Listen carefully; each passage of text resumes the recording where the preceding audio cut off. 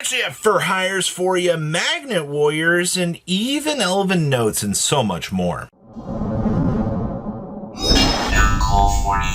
sure you guys smash the little crap out of that subscribe button so you guys don't miss out on more awesome content. So we finally have Rex and friends touching down, and this is one of the things I've been looking forward to wanting to see most, would be, you know, how the Rex being a level 5 would interact with K9 cards, and how the OCG would start to develop a very interesting hodgepodge of cards. Now, basically, I mean, your K9 package has been greatly chonked into the ground, but you're also not playing Joe Cool, which I thought was one of the better pieces. Instead, you know, we're dedicating to an actual Fiendsmith package, and then the Fiendsmith package just kind of ends up fueling us a little bit further in Tino, some of the good stuff. I also do see 2 of the new Fandora, which is fine, maximizing on fossil digs, because, you know, getting to all those pieces is absolutely wonderful. And, you know, the shipwright for Higher Keel comes together. If only we still had this broken card, you know, we'd be able to do some stupid things.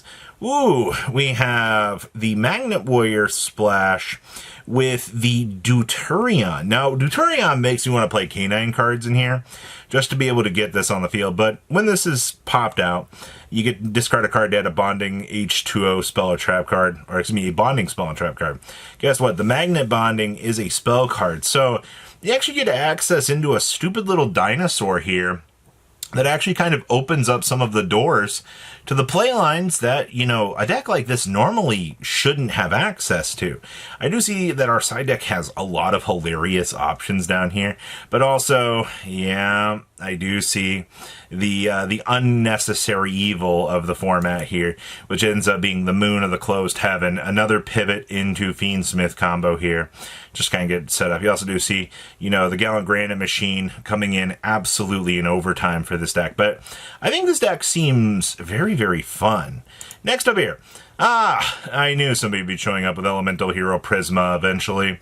So every time that we know that something's going to come out of the woodwork, it's usually got to do with the Prisma being a crazy card, because guess what? Daitorius specifically mentions Medius the Pure. So as long as you can basically drop down this, you've got a Medius on the field and you can kind of go.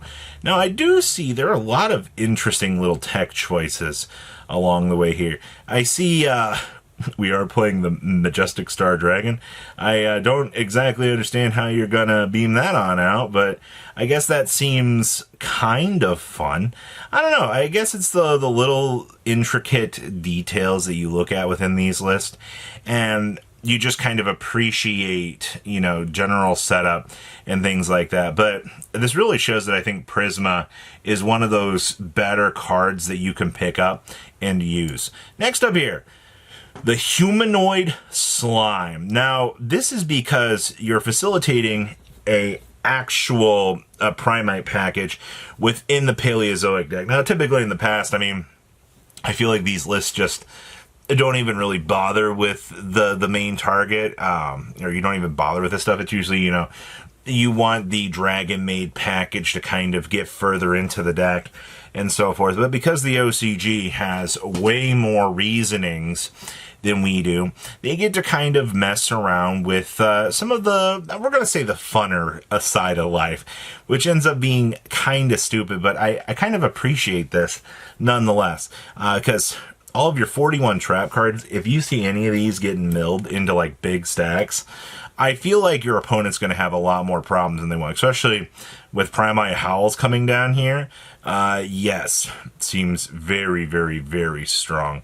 Ooh, next up here, we have DDD action for you. Now, DDD has been kind of in an interesting place. I mean, they got one new card, which was the King Alfred, which Alfred's job is just to be another generic, which gives you another fusion summon aspect by shuffling back materials, which I think is actually not bad. I mean, he also accesses the banish pile, so in case you are under shifter, you can actually kind of spin back some of those forgotten resources, and albeit actually might work out for you. I know, such a strange concept to see resources actually being reusable in a deck like this, but I think that this was one of the better things that they've recently made to try to help this deck out. I also do see they still like their Headhunt in the main deck while side decking the Eternal Darkness. TCG loves to flip that around, but I can see either or in terms of argument. Ooh, water. So if we had access to triple Sekka's Light, I would want to play this too, because your whole purpose is just to get further into the deck and to find those, I guess, extra key cards to do your thing. We are also focusing on the Super Ancient Deep-Sea Coelacanth machine, which we do know how good this can be. I see we are side decking the third copy of the Storming Atlantean, which is good. Still focusing on the Water Barrier statue here. I mean, Water Barrier statue is the only real reason why this deck has a chance to really do anything. It's kind of sad, actually, because I really wish this deck had more of an identity to itself, but, you know, you can't just let this deck run around being the hand-ripping machine that it actually is. So, you know, got to be a little bit cautious in the, you know, setups department that we're allowing to kind of run around. So, good stuff, actually. But this deck looks very, very fun. Next up here, ooh, we have more Magnet Warriors. Honestly, I'm surprised to see how much people are loving Magnet Warriors. Now we are playing one of the plus, triple of the minus, and then one of the other plus, which is not bad. There is no fun stuff in here, I mean, but instead we're playing Gem Knights. So basically, you've got this overbearing synergy, which is everybody rock except for, you know, the fairy here. I guess the Fiend, but you know, Gem Armadillo ends up being rock. So you kind of are able to pivot in and get access to things. You can also blame Zirconia for being the one Gem Knight that kind of brings this all together. I mean, I like generic rock support. It seems actually good. And then, of course, another facilitator of the unfun. I don't know, man. Mini Goddess really, really, really showing off some broken things. And also, OCG has access to a Rise Heart, so seems kind of good. Next up here, we have more Elvennotes, but this time we're playing it with Centurion. This is something that I've been kind of seeing pop up a little bit more recently, because the Centurion stuff is already basic, good, generic synchro stuff. So what happens if we kind of supplement that package a little bit more and just, you know, start turboing into the Crimson Dragons a little bit faster while using the Seraphim here just as kind of a broken little thing to kind of set up. I mean, you do have big Elvennote counts, I feel like, in here, but you also know which ones you need to do, and also your minimum commitment on this stuff is not exactly the greatest. You know, you're navigating under some good numbers. You also have super polys in here. I feel like that this is not a bad pick. I feel like you've got a lot of good, solid things going for you within a deck like this.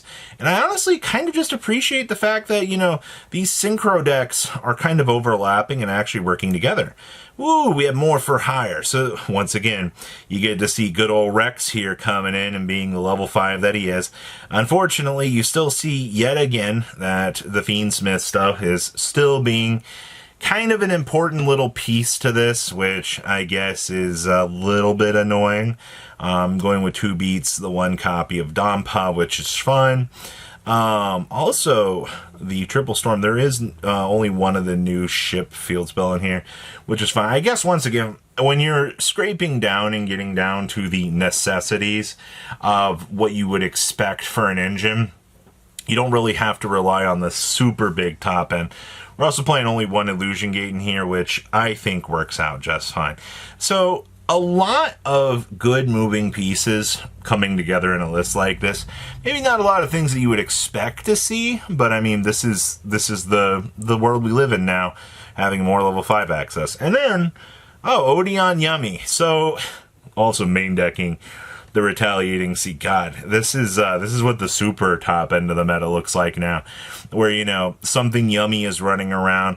They do have, well, some decent restrictions on Snatchy, which means there's not going to be too crazy of interactions, but I mean, there are going to be things that you are going to have to kind of counter and deal with because of the limitation of this. Also, hello, Omega. Really glad to see that you're just chilling down here. But outside of that, I mean, this looks pretty cool, honestly. So what do you guys think? Please comment down below, tell me what you guys think, and I'll see your beautiful faces back here in a day, guys. Patrons! Thank you!